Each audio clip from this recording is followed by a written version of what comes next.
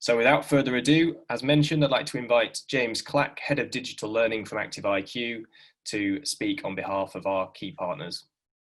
Good afternoon, everybody. James Clack, as mentioned here, from Active IQ. I'm the Head of Digital Learning. So firstly, on behalf of myself and the team at Active IQ, we do hope you're all well and want to thank you for joining us for this Empowering the Workforce strand of UK Active's Active Uprising 2020 event, which we're delighted to be sponsoring. So as I mentioned yesterday, if you attended that webinar, we're over 120 days since lockdown commenced, and what feels like for most, I'm sure, is a world away from Manchester last year. It's certainly been a different few months for all of us, and yeah, what we're usually accustomed to. So yesterday we kicked off with a great panel session that looked back at the past year and how the sector has been responding to the COVID pandemic. And there are a number of great webinars that we still have lined up for you this week, including coaching conversations with Kate Cooper tomorrow and the reality of COVID-19 and preparing the workforce with Mel Spooner on Friday.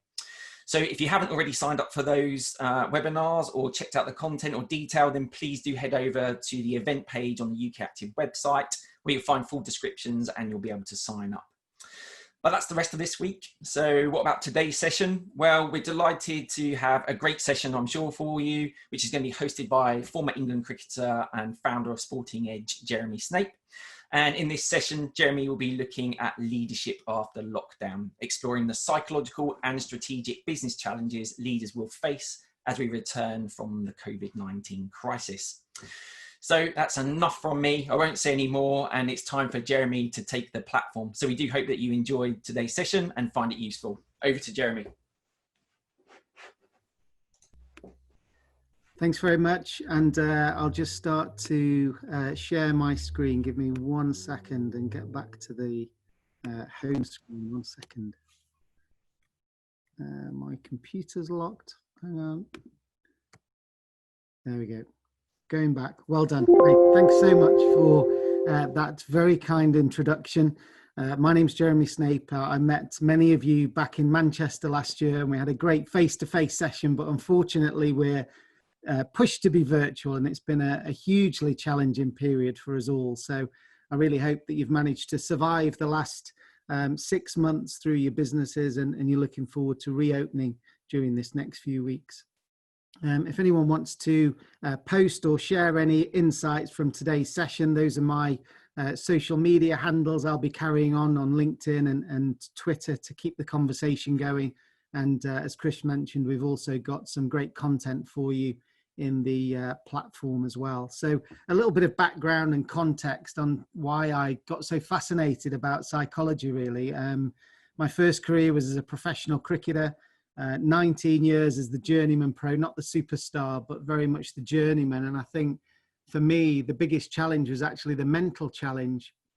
You know, so many days I believed that I could go and win and be confident and go and, you know, dominate the opposition, and played really well and did that, and man of the match on my England debut and hitting the winning runs there at the top right in a 2020 final.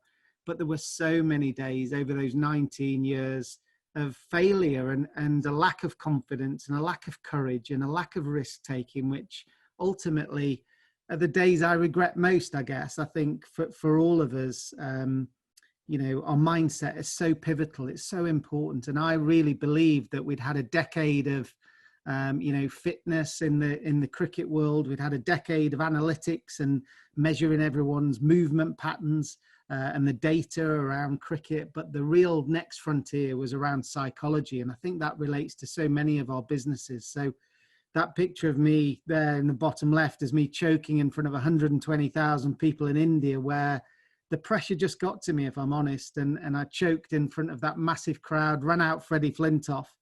And ultimately it was that voice in my head saying, you've never been here before, you've never done it on this stage.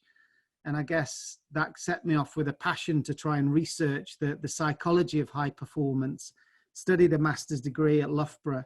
And then that gave me a chance to go and work with some of the very best teams and coaches in the world. First of all, with the legendary Shane Warne in the Indian Premier League, where the billionaires of India brought those best players in an auction and put them together in a blue tracksuit and got them to play against each other. So we won that first IPL. then working with the South African cricket team with 7 different cultures in that one, representative team of the Rainbow Nation. And we managed to keep them at the top of the world rankings for 4 years. An incredible cultural challenge there. And then more recently, I've been sitting on the board of the LMA, which looks after the development for the league managers, the football managers across the UK. So I've had the great privilege of meeting Sir Alex Ferguson and Pep Guardiola and Jose Mourinho and try and find out how they lead under such immense pressure. And also Eddie Jones working with the England rugby team for 18 months. So I guess that playing career and that coaching career gave me a real opportunity to try and understand what was going on in those elite cultures. And Sporting Edge really is all about capturing the mindset of the leaders and capturing how they've developed these high performance systems.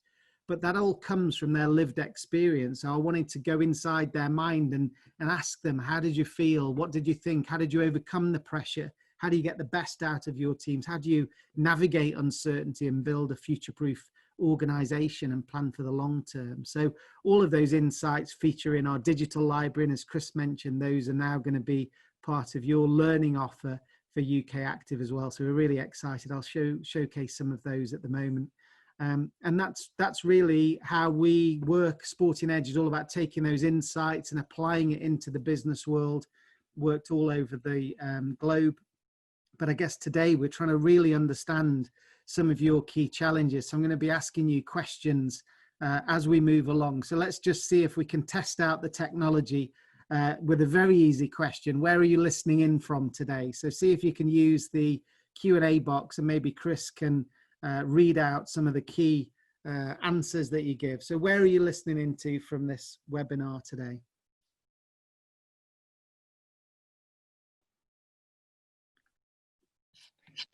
We've got West London, we've got Aberystwyth in Wales, Leicestershire, not far from me, Norwich, rainy Cheshire, Liverpool, Chippenham in Wiltshire, Will in his bedroom. So we've got a good spread. Northumberland, fantastic. Edinburgh, we've got Scottish representation as well. Good stuff. Yeah, I can't remember who it was. Will in the bedroom. Bit too much information there, Will, but thanks for the specificity. Always good. So the topics I'm going to be covering in this session really are around how do we navigate this uncertainty. I want to try and give you an insight into how our brain works in uncertainty first, and then how we can develop some resilience.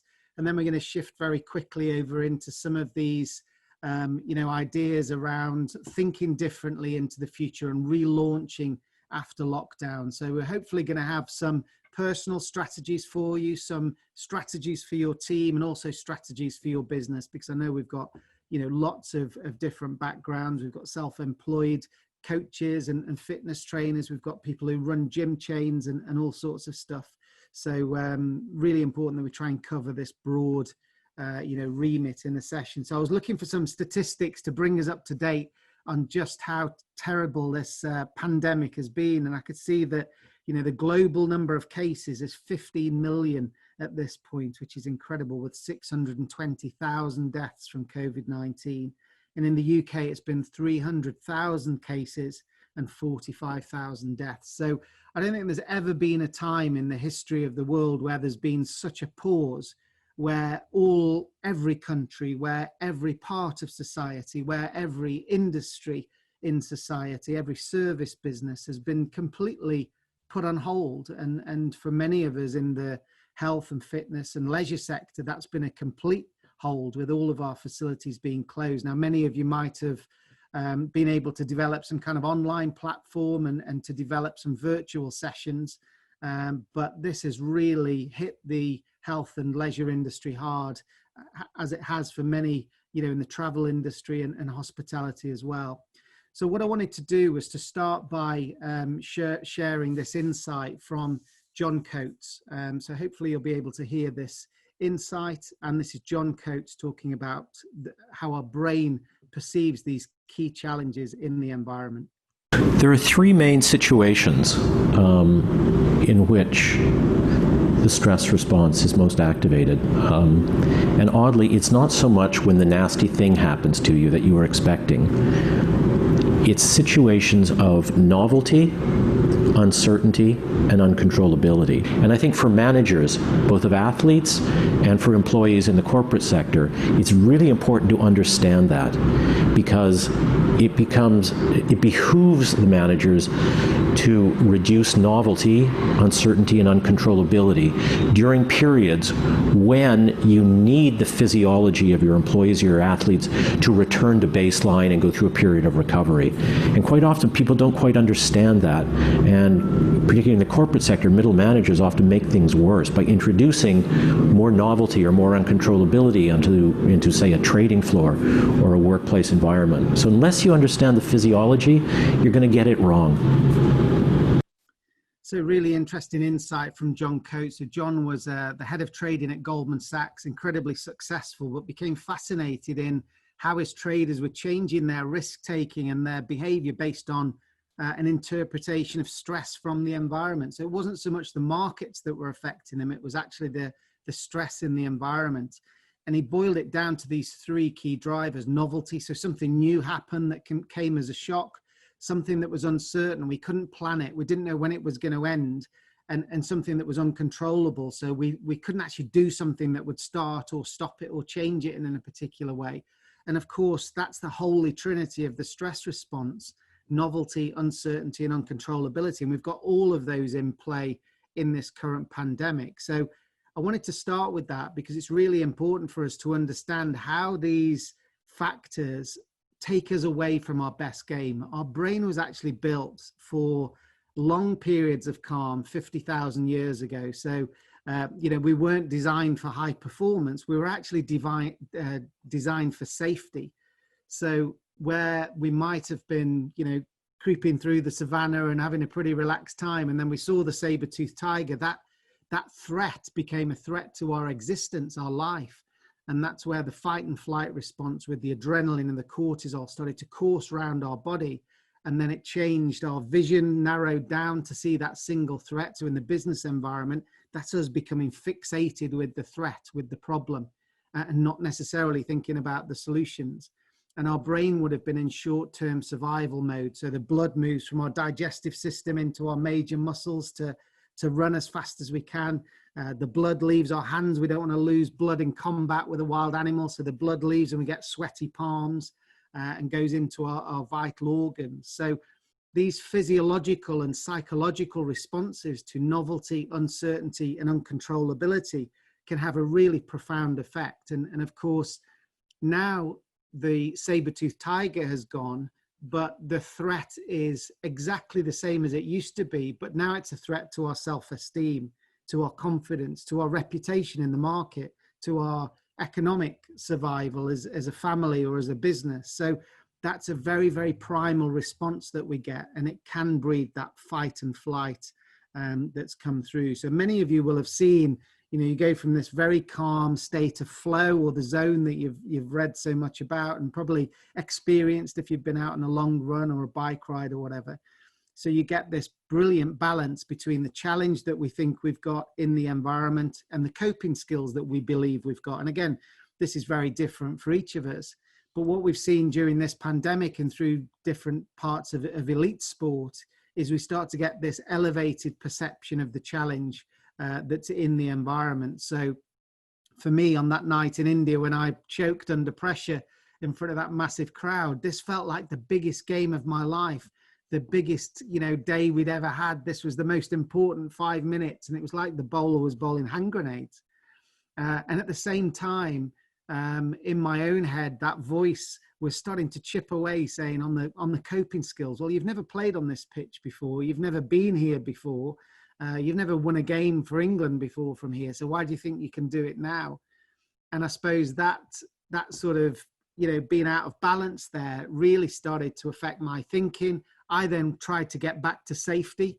And as you might know, safety is a place called the Pavilion, which means you're not in the game anymore. So I was safe, even though I just run out Freddie Flintoff, perhaps not the safest place. But my brain was trying to take me away from the judgment, take me away from the media, take me away from the spotlight. But actually, as leaders and as high performers, we need to be in that environment. We need to be in the center of the stage to be able to deliver our best game. So I suppose the thing to think about is, what's the mindset that you're taking back into the workplace, into your fitness arena, into your programs, into your gym?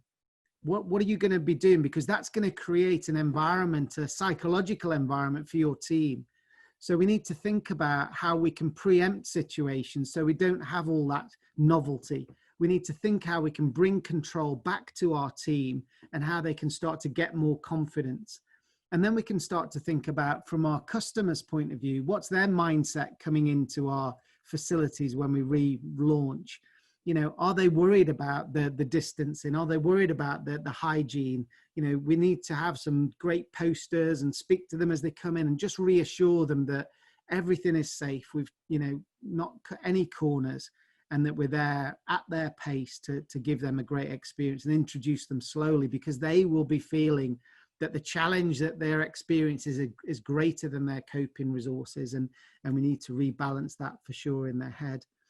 But one important thing, I think, for all of us as leaders is that we don't just keep working harder and harder and harder and harder. We've got to be really smart in the way we go about it. And often, despite us being in the, you know, mental health or winning mindset sort of industry, or the fitness industry, sometimes we neglect our own energy and our own balance that's going to be so critical for us in the months ahead. So our next insight is from Olympian Anna Hemmings, who had a brilliant career, but in the middle of it, she was such a perfectionist and so obsessed by, you know, improving all the time and staying late after training and working harder, that she got a chronic fatigue syndrome and actually had to miss one of the major tournaments to just recover and get over that burnout that she'd experienced. And again, I think her insight is really valuable to us as we start to crank up the engine back into the full pace of work. A big part of resilience is about having the energy to deliver whatever that is, your performance day in, day out at your best. Being strong in the face of adversity, being well equipped mentally, emotionally, physically in the face of life's challenges, whereas being stubborn is just ignoring the signs, ignoring the warning signs, really, you know, of what's going on around me, and I'm starting to get tired, or I'm starting to get stressed, or I'm starting to get tetchy with other people, like, you know, what are all those little warning signs, and I'm just ignoring them because I'm being stubborn and I'm being focused. There's a big difference. I think that being aware of what some of the warning signs might be for you in the first place, because they're not necessarily indications that you've gone too far, but they're early warning signs, alarm bells, and we have to listen to the alarm bells. So I think that's a big thing, and also recognizing that what are the consequences of not listening. And I think that's a big motivation, because I know now that if I don't listen to those warning signs, I know where I could end up, and I don't want to go there again. So I think for a lot of people, recognizing that what could happen if you don't listen. So I think it's such a powerful message there from Anna Hemmings. And I think so many of us read about mental toughness and resilience, and we almost envisage that we're, I don't know, some kind of concrete post that's stuck in the floor and we're not going to be shifted, like a lighthouse kind of thing in the storms. But actually, I think it's much more organic, much more flexible. We've got to manage our energy as we come and go. We're going to have periods of intensity where we're absolutely able to smash it. And then there's going to be periods when we've got to recover. And I think the danger is that we don't prioritize our recovery as much as we prioritize our work, because we don't get judged in that.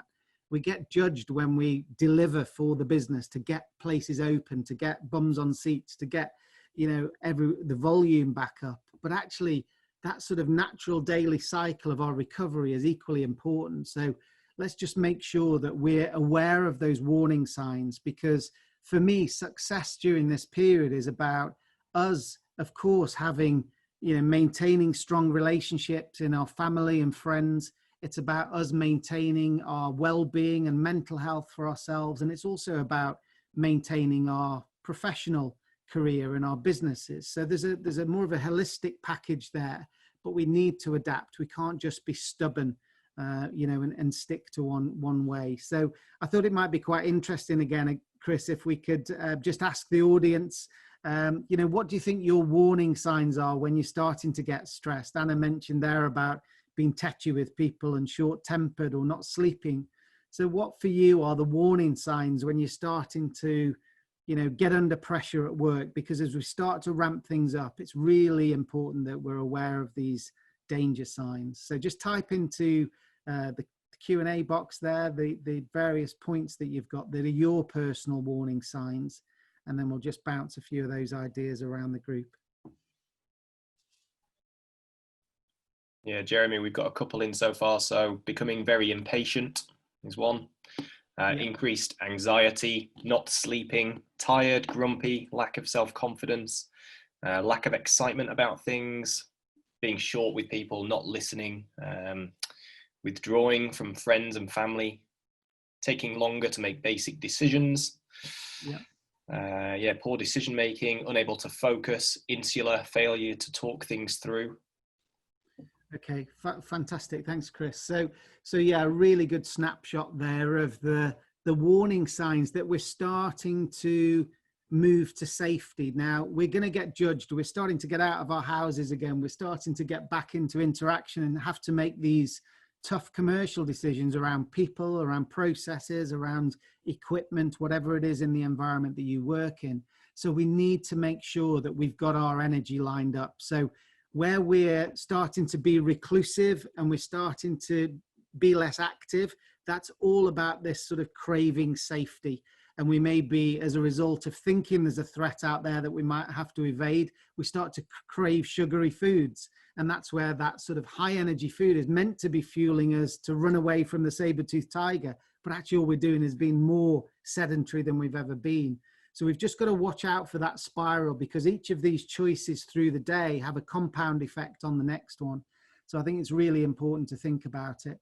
And I also think it's a time to be not only aware, but to be kind to ourselves, because, our businesses have been on pause for 6 months or so. We can't just bring it back to life straight away. We've got to build ourselves up back to a crescendo in the months ahead. We can't expect to do that within a week. So I think starting to look at some of those personal elements, make sure you're exercising, trying to get that done first thing in the day. I always have this mantra of trying to get 1-0 up before the day starts. If I can go for a run early, take the dog for a run, get back to the house at sort of 7:30 or whatever it might be, then I feel energized and I'm ready to tackle the day. And it's almost from that high point, that's when I start to make decisions and have more confidence and focus. Where if I let the duvet beat me and the snooze button beat me, I start to regret it from that day on, and I shrink back down. So really important that we get control. Leaders need to take control, and the control starts in our own head. We don't need to be focusing on the things that we can't control or influence, like the economic recovery, whether we have a second outbreak, a second wave, government policy. We need to think a little bit more about those things that we can influence, but we can't control. So can we influence our customers and our clients? Absolutely. Can we influence the priorities for our team? Definitely. Can we influence our members' confidence and behavior? Definitely. We can get them walking in one-way systems. We can get them nice and calm about the experience as they come into our facilities. Those are the kind of things we can't control, but we can influence. And then this is where the magic happens. This is where we have absolutely full control. And this is really important, that we accept accountability for that voice in our head and what we're actually about to do. I can control my mindset. No one forces those thoughts into my head. I can control how much I let the negative news contaminate what I'm doing. Maybe I need an update, but that's it. Let's focus my time on what's in my control, my daily well-being, my productivity, my mini goals for the day. Let's make today a gold medal day, and let's aggregate those gold medal days, and we'll have a brilliant week and a brilliant month as a result. So we need to think about what are the things that, I've got to be making decisions on. What are my plans, my communication, and my attitude? Those are all things that I can bring to the party. And if I get myself right, if I bring my best energy and my best focus, then that's going to spread out into my team. They're going to relax. They're not going to have this novelty and uncertainty, because now we've got control. And when we've got control, that's when we start to bring a calm environment, maybe not a world-beating environment on day one, but it's calm, baby steps, build it up. And that's where we start to regain control. If we just worry about what's going on in India and what's going on in Brazil and what the government might do and, you know, all of that stuff, it's going to contaminate us, knock us away from our best game. So for me, 70% of our time needs to be focused on what can I do now? What's important for me at the moment? Then there's these elements where I can start to influence my team and the members of our club, and then just dial this right down. Whereas I think at the moment, the stress response, the saber-toothed tiger, if you like, has been what's coming next? What are the latest stats? What's the death toll? And we've put 90% of our emotion on stuff that's completely out of our control. And that then has those physiological and psychological impacts that we've just heard you all talk about: withdrawing, not speaking to people, you know, playing it safe, staying in bed, all of those key things, maybe drinking too much. That's the way we've tried to cope, but that's never going to work. We've got to bring everything back into our control, and that's going to be really important. So that's a regrouping type of mindset, if you like. But I also want you to think about this idea of relaunching the business, relaunching our activity as we've got the permission to do so. So I had the great privilege of working with Eddie Jones, and you may remember that Eddie Jones took over after England got knocked out of the World Cup at home. The team were in tatters, and he took the exact same players and then helped them to win 18 games in a row. Now, partly that was the change, partly that was Eddie cracking the whip and having an attention to detail and a work ethic that they'd probably not seen before. But also he had this very charismatic approach to redefine what it was to be a high performer. And when I got a chance to interview him, I thought it'd be good for you to think about this in relation to your own business from this insight.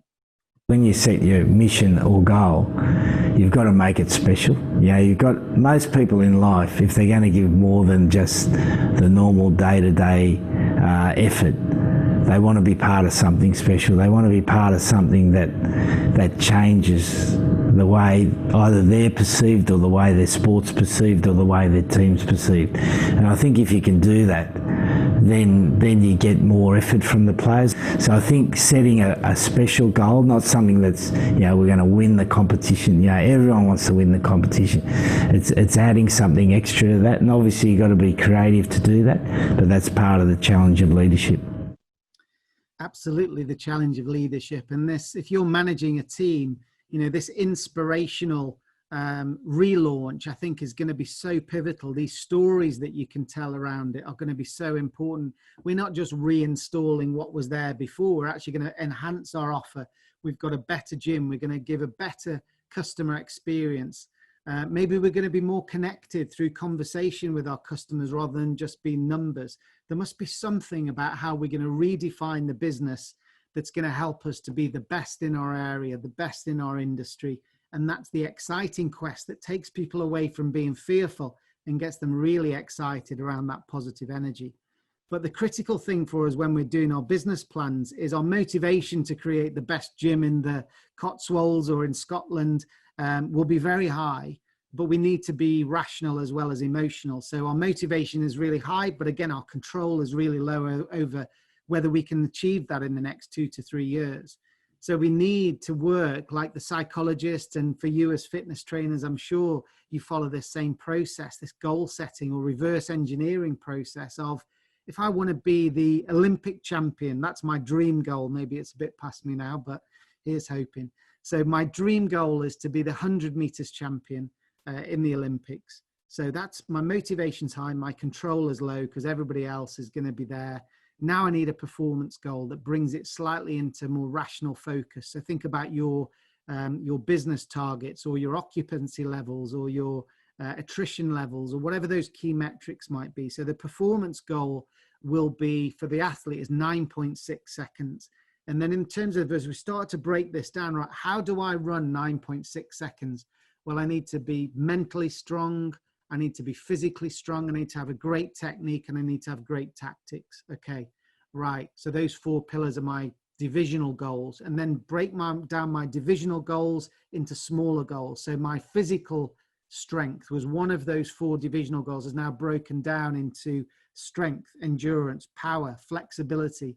And my power then breaks down into daily processes around my, proteins that I'm going to eat, my sleep, the weight training regime that I've got for upper and lower body, the stretching that I've got, the ice bath and the hydration.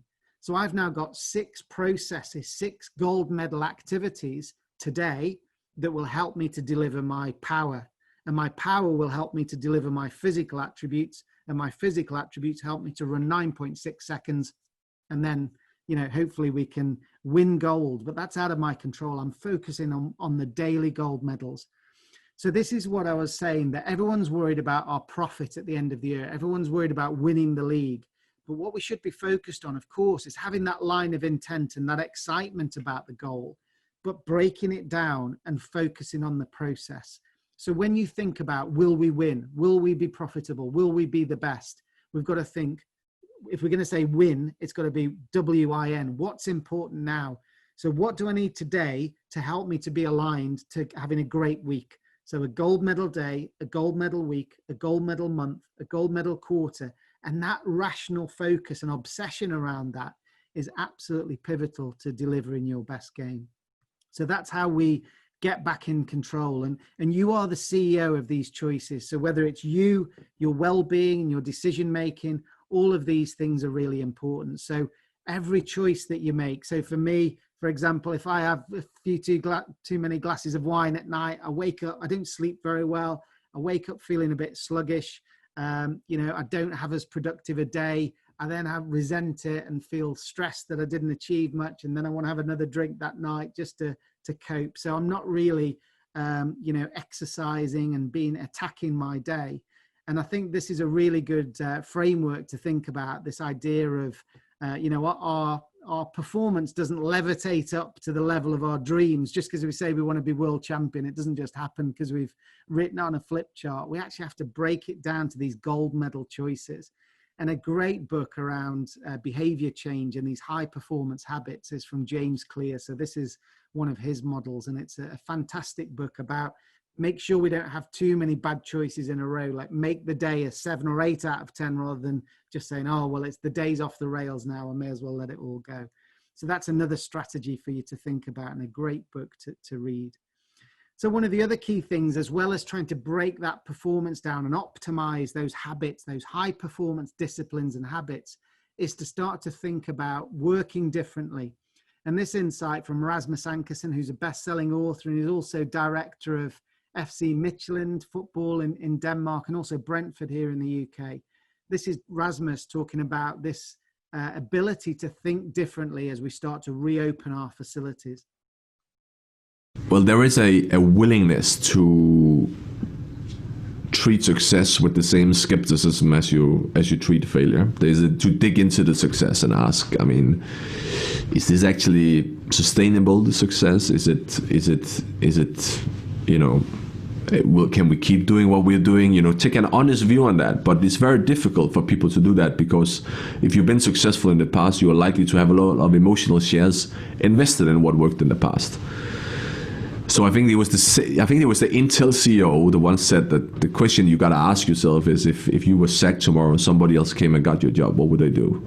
And what they would do might be what you need to do. Because when you come from the outside and you kind of evaluate the opportunity on a blank sheet of paper, you know, try and protect what worked yesterday and see what is the right thing to do. And I think it's a healthy question to ask yourself once in a while. So what characterizes the companies, back to your question, that I think stay relevant, is that they got that willingness to take the view of an outsider and look at themselves. You know, if we were going to beat ourselves, what would we do? If we were that competitor, what would we do to disrupt ourselves? You know, look at yourself from the outside with a critical view. So I love that idea that we're looking outside of the industry or outside of our own gym or our own business to look for ideas of how we can change it right now. So having that fresh lens after the COVID crisis to say, how can we make this a better business than it's ever been actually? How can we really improve it? And it may be, we heard you sort of talk about the, you know, reclusive, you know, not connecting with people, not getting into debate about ideas, not connecting with friends. That's all part of this brain trying to keep us safe. We don't want to be safe. We want to be high performers, and that's going to take some courage and it's going to take some risks. So we've almost got to create our own think tank, if you like, where maybe we've got people who run other leisure facilities. Maybe it's a cinema or a theatre, or it's a different kind of industry, and their factory is back at work. Why don't we get 5 or 6 of us together on a Zoom call or a face-to-face and say, what are the processes you've all gone through so that I can bring that back into my health and fitness facility?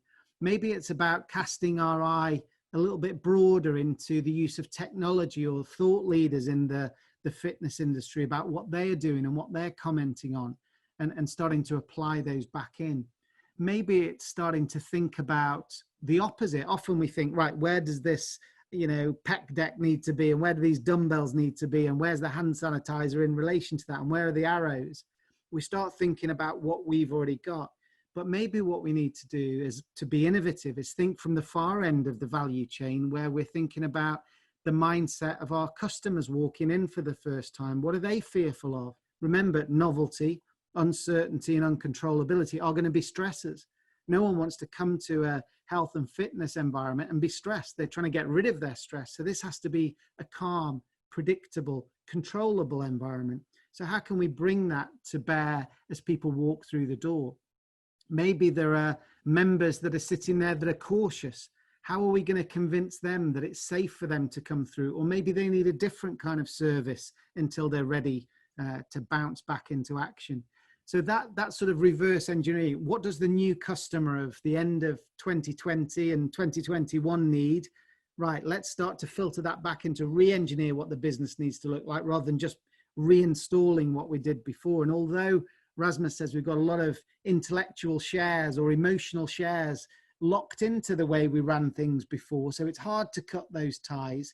The world has changed dramatically since then.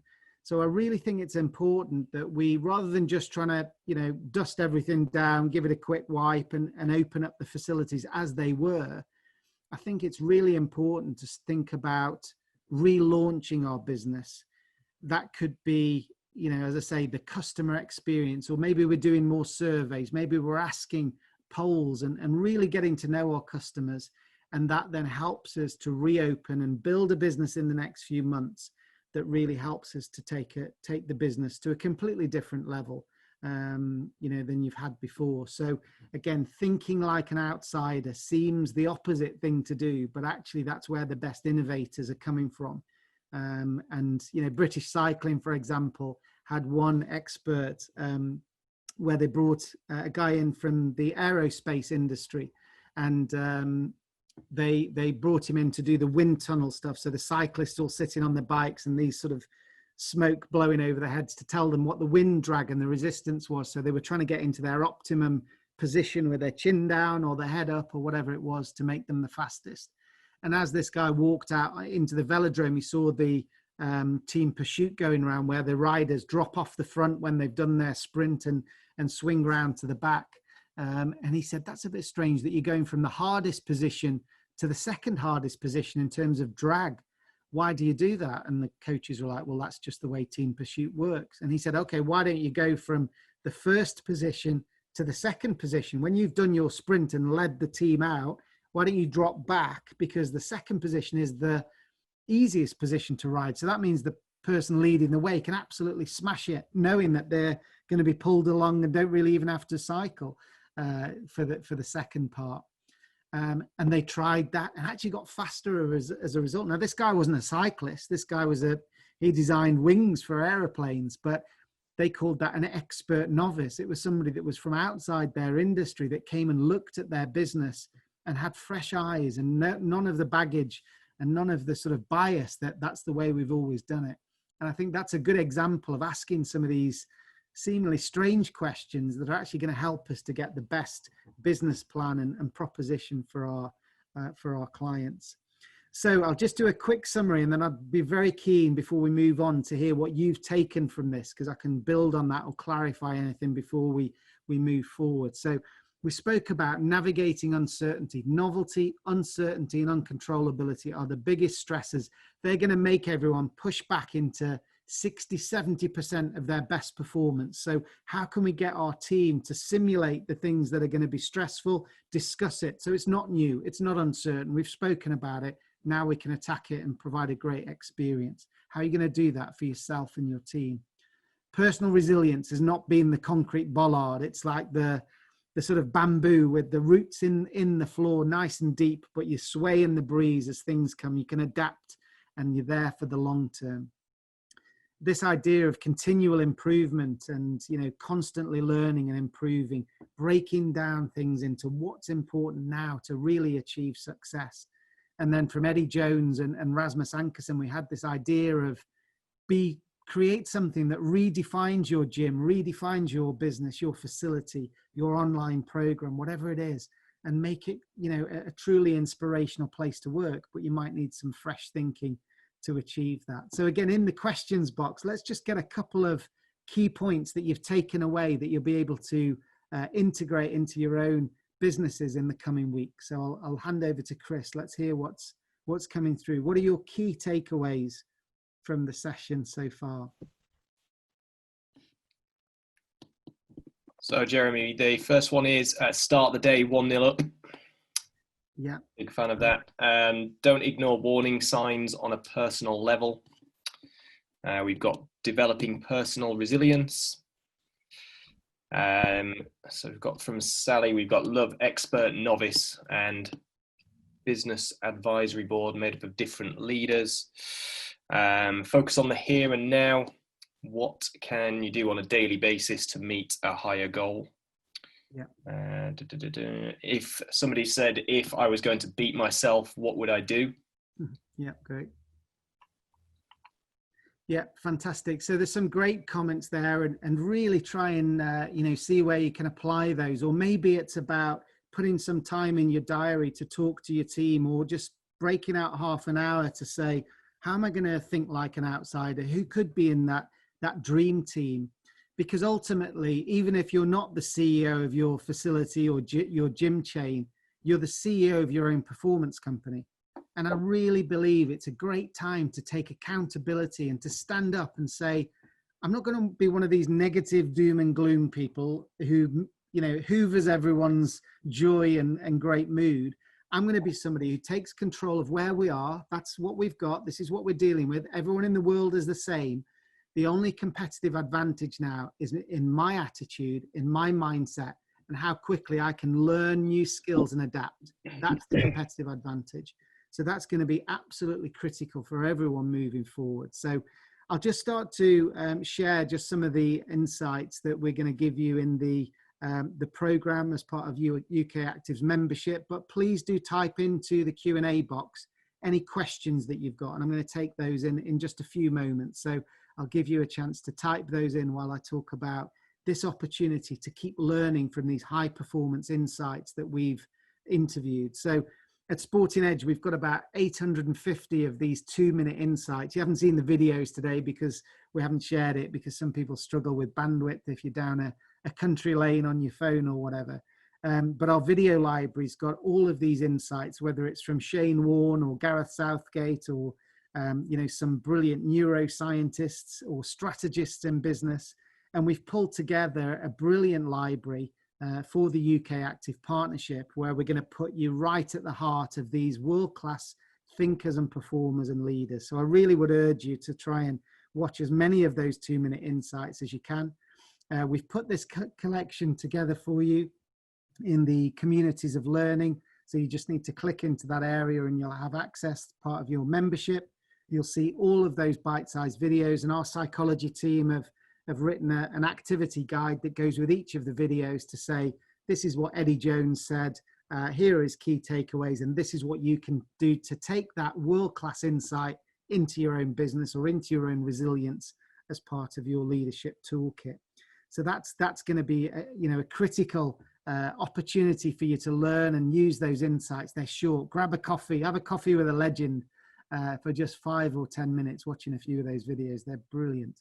And we've also created 2 digital coaching programs, which is where we've, one is around how do we develop the winning mindset. So this is all about well-being, neuroscience, confidence, focus, productivity, performing under pressure. How do I get myself to be the best I can be? And that's basically a 5-minute micro lesson every morning from myself and people like Mo Farah, or Sir Dave Brailsford or Eddie Jones, these incredible people that are sharing their insights to make you stronger, make you more confident, and to help you to deliver your best game after this crisis. So these programs start again in September, and that 30-day program is available for you at a 10% discount through your UK Active membership.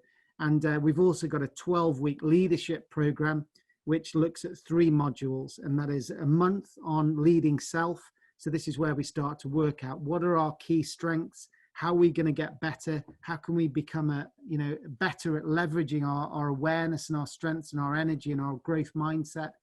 Then we start to look at how can I manage my team better, how can I be more inclusive, how can I understand motivation and be a better coach. And then the 3rd module is all around how do I lead a better business, how do I performance manage, how do I drive innovation, how do I lead change.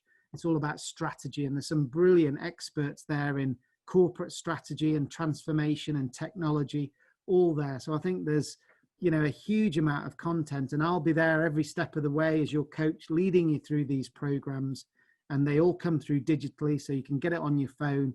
And we get massive impact from these programs. So I'm really pleased to offer you a 10% discount as part of your membership for those. And as I say, they both start in September, so perfect time to enroll and join us on those programs to really give yourself a boost in your mindset.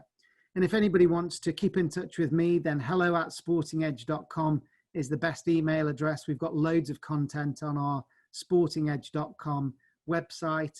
And if you like podcasts, mine has been doing quite well recently. We got to number 2 in the UK charts for Apple, for management, that is. And, there's interviews there with Viv Richards and neuroscientists and performance experts as well. So I just actually launched one yesterday, published one on managing mavericks. So that's got people like Shane Warne giving some autobiographical stories about how to get the best out of those difficult talents within our organization. So I really hope you enjoy connecting. As I say, I'll be on LinkedIn, and the podcast is a great way to keep in touch with this content that we've got. So I'll hand over to Chris, and let's see if we've got some good questions coming through now.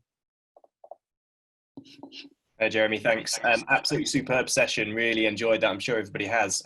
We have got a few questions in. So let's see. We've got 10 minutes or so we'll see how many we can get through. The first question is, any thoughts on how we can leverage and break down the Sporting Edge high performance insights to help promote recreational everyday activity across the UK? Well, that's a great question. And, I'm really passionate. We've built toolkits for schools and military personnel and all sorts of people. And to me, it all starts with our mindset. Our businesses want a higher share price. That comes from, sustained improved results. That comes from better performance, which comes from better leadership and culture, which comes from better mindset. So I think when we start to think about more active populations, that actually starts with a mindset. And of course, we can put some of those environmental and social issues in place. But, we first of all need to see ourselves taking control, being that leader of our own, being the CEO of our own well-being. And that's absolutely critical, because when we take that control and we break things down into smaller steps, then that's when the magic starts to happen. I think for me, the story I try and tell is that all the high performers that I've known and interviewed, they didn't just wake up one morning and they had fast twitch muscle fibers or something. This is a war of attrition. This is a 2 to 5 to 10 year process. So I think we've got to be realistic. Whereas we put in all of our well-being magazines that, here's a picture of the trousers I used to wear, and these are the trousers I wear now, and it happened by taking this one tablet. It's absolute rubbish. High performance is the aggregation of these high performance habits, and that comes from being inspired to make a difference, seeing yourself in a different identity. Imagine if I was like that, having a clear plan, and then having that sort of social collaboration around you to keep yourself on track and not relapse. So I'd love to explore ways to get people more active, because I think the mental health turmoil and the well-being turmoil that's going to come out of the back of this pandemic hasn't been spoken about yet, but it's definitely a more important second wave than the virus itself, in my view. Brilliant, thank you. There was a question I wanted to put to you, and it's around the topic of diversity, considering that with the Black Lives Matter movement coming to the forefront this summer. What advice, based on your experience of working in some incredibly diverse environments over the years, what advice have you got for the leaders of the sector to try and increase inclusivity within our workplaces? Yeah, it's a great question. And I've been very fortunate to work, as I mentioned, with the South African cricket team. They had 7 different cultures within their team. And I've also interviewed the leader of one of the performance directors at Cirque du Soleil, and, you know, talking about 42 different nationalities that are in their shows. So from my first perspective, I look at it from a performance angle and say that, you know, with increased diversity, cognitive diversity, gender diversity, age groups, experiences, all different types of diversity, we have a chance to build a truly high performing organization. To do that, we need to have a central inspirational purpose that brings everyone together. Because if there's not something inspirational that we can all achieve together, then we fall back into our cliques, which is our language or our cultural group or our age group. Why would I go and talk to those older people if I'm a millennial in the workplace? You know, they're a different group. Whereas if we're trying to make this the best gym in town, or if we're trying to get, you know, our community to have a 10% uplift in their well-being, then we need all of us to do that and collaborate together. So that's probably the first thing, the performance side. And then I think the other side, I actually did a podcast called Breaking Bias, which was one of the most downloaded ones I've done so far. And I'd interviewed a professor of bias and inclusion, talking about how we're all biased. You know, we are all, through our upbringing, biased in some way, because a bias is a shortcut that saves our energy for bigger, higher cognitive tasks. So we just make quick decisions about people, about you know, about gender, about race, about age groups. All of those things are biased. So I think the other thing is to realize that we are all biased and that we need to be aware of those and manage those in the environment. And we also need to move from being passive bystanders who don't agree with a racist or a sexist comment and be an activist to say, hang on a minute, I don't agree with that. You know, I'm not going to be anti-racist. You know, I'm not going to be agnostic. I'm actually going to be anti-racist, and I'm going to make a stand. And John Amici, the psychologist and expert in that area, talks really passionately about it.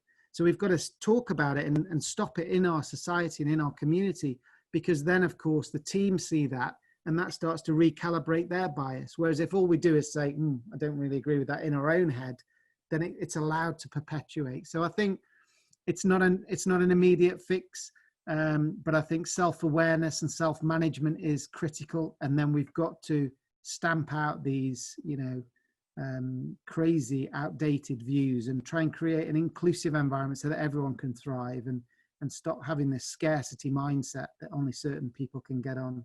That's my view. Brilliant. Thanks, Jeremy.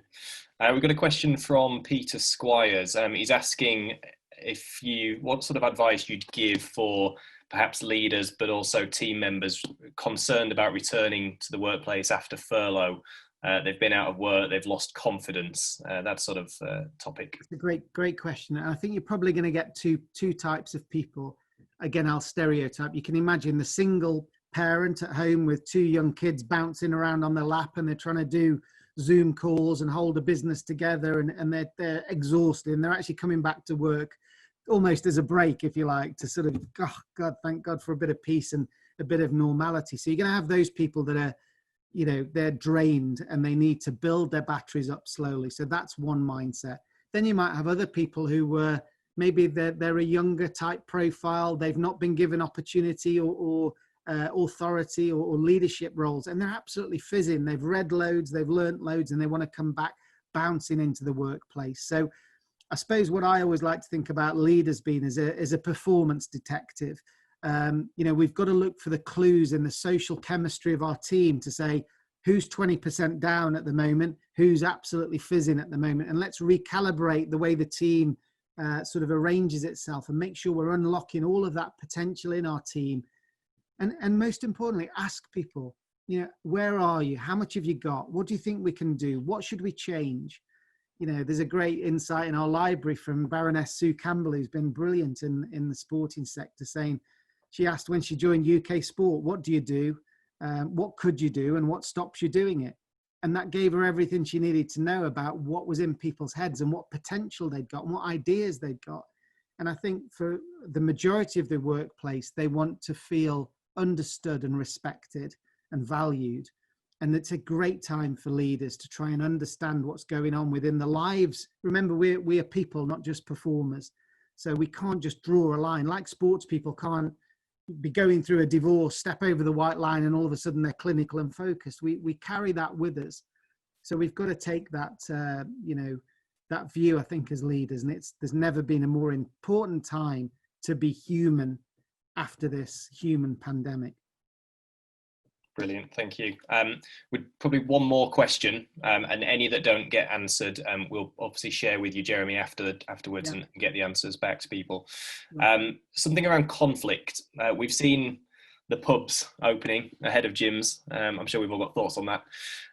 But the conflict around sort of customer expectations, and people feeling frustrated with, you know, things like social distancing, etc., that we're going to have to adhere to. What sort of advice would you give for people leading within our sector to help kind of deal with potential conflict? Yeah, good question. We certainly don't want any brawls, do we? I think the first thing is an early setting expectations early. So maybe as people walk into the facility, there's a hand sanitizer there. Thanks so much for coming. We're going to give you the confidence. We've spaced everything out. It might take a little bit longer than usual. You might not get access, but we really value your business coming back in. This is going to be a really calm environment. So I'm sure you're going to enjoy relaxing. So make the most of that, and please help us to keep that kind of environment going. So they get that early heads up. And then I think the other thing is, rather than it being a toe-to-toe confrontation with me versus you, I'm right, you're wrong, that just gets people sort of entrenched into that sort of combative position. I think we've got to have a sort of a third reference point, which is the success of the gym or the environment of all the members. So basically it's not, you're wrong, go and stand over there. It's, look, I really appreciate you're frustrated, but actually this is a global issue. This is a government issue. We're trying our very best. You know, we really want to make sure that we can build this gym back to its normal for all the members. So I'd really appreciate, almost like you're pointing at a third piece of paper or strategy or safety document or whatever it is, and just channeling the effort towards that. Again, that shared goal for the gym or the fitness facility is probably the best way to diffuse that head-to-head where you're looking directly at somebody and getting into a bit of tension. So yeah, some quick answers, but again, I'll be on LinkedIn if anybody wants to jump over there and answer any questions, and happy to share some thoughts on your platform as well, Chris. Brilliant. Thank you, Jeremy. Well, we've reached 1 o'clock, so I think what we'll do is we'll call it a day there, Jeremy.